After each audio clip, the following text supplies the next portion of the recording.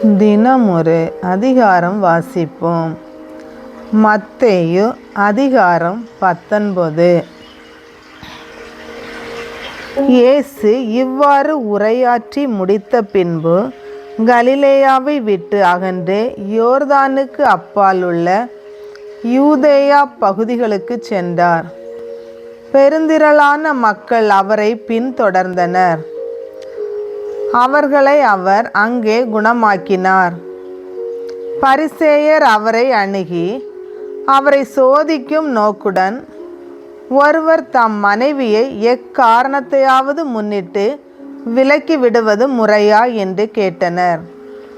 அவர் மறுமொழியாக, படைப்பின் தொடக்கத்திலேயே கடவுள் ஆணும் பெண்ணுமாக அவர்களை படைத்தார் என்று நீங்கள் மறைநூலில் வாசித்ததில்லையா என்று கேட்டார்.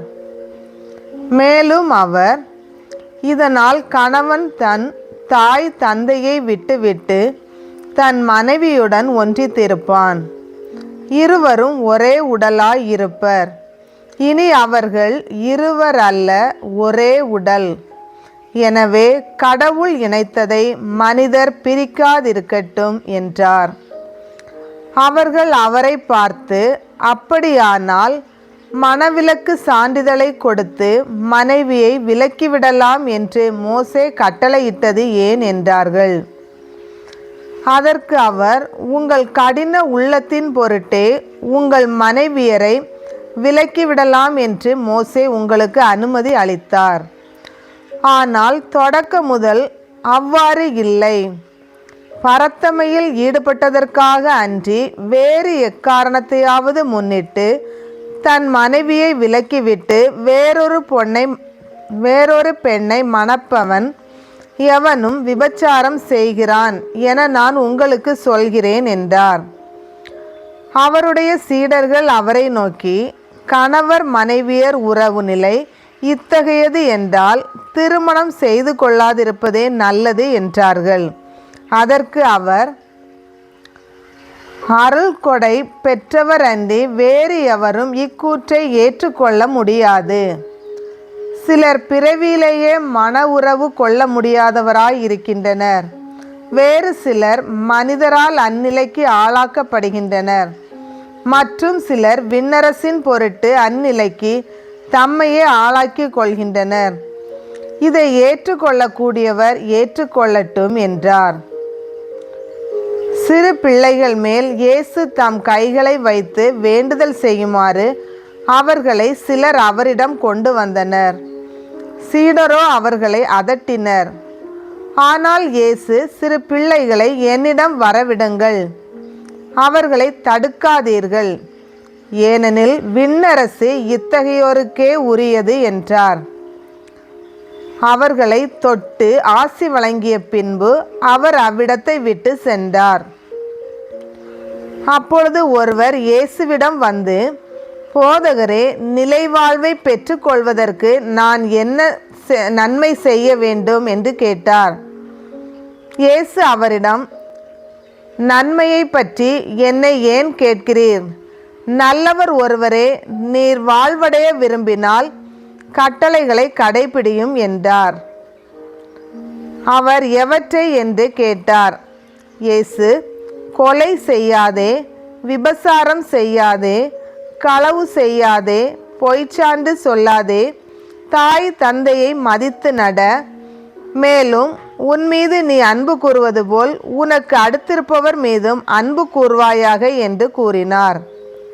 அந்த இளைஞர் அவரிடம், இவை அனைத்தையும் நான் கடைபிடித்து வந்துள்ளேன், இன்னும் என்னிடம் குறைபடுவது என்ன என்று கேட்டார். அதற்கு இயேசு, நிறைவுள்ளவராக விரும்பினால் நீர் போய் உம் உடைமைகளை விற்று ஏழைகளுக்கு கொடும், அப்பொழுது விண்ணகத்தில் நீர் செல்வராய் இருப்பீர்.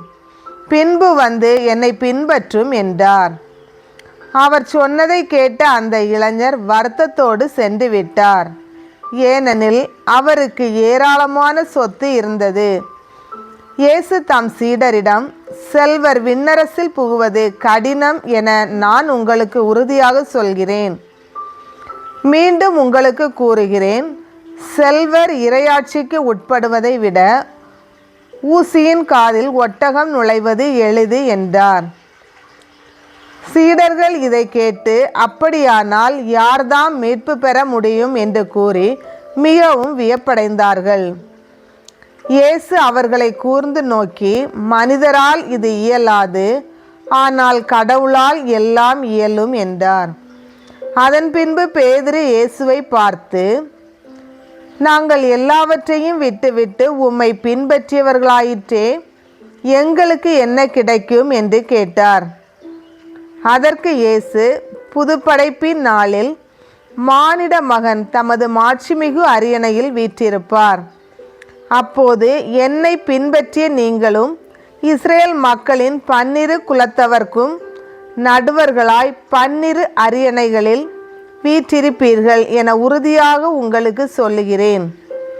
மேலும் என் பெயரின் பொருட்டு வீடுகளையோ சகோதரர்களையோ சகோதரிகளையோ தந்தையோ தாயையோ பிள்ளைகளையோ நிலபுலன்களையோ விட்டுவிட்ட எவரும் 100 மடங்காக பெறுவர்.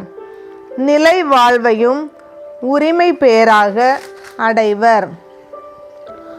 ஆனால் முதன்மையானோர் பலர் கடைசியாவர், கடைசியானோர் பலர் முதன்மையாவர் என்று அவர்களிடம் கூறினார். ஆண்டவரின் அருள்வாக்கு.